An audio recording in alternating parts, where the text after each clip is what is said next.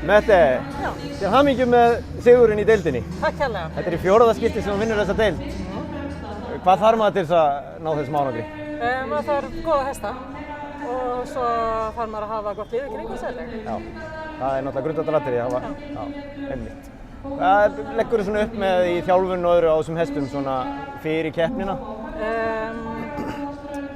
Bara undirbúa þess eins vel og ég get og að sjálfsögðu, en reynir svona kannski að setja mig svolítið bara markmið með hvern hest, bara hvernig mig langar til að líða á hestunum í keppninni.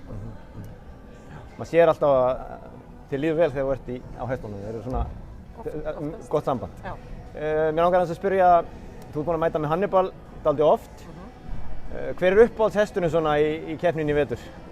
Hann er það, já, ég held það. Ætla að lýsa honum aðeins fyrir okkur? Hvað ég að segja, hann er bara mjög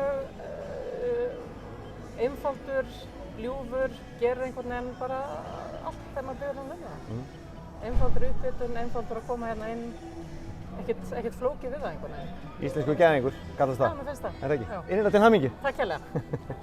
Þegar ég grilla kemur bara SS grillkjöt til greina. Úrvalið er frábært, við þarf bara að sjá til þess að grilla þetta góða kjöt af snilld og velja girnilegt meðlæti. SS. Fremst fyrir bragðið.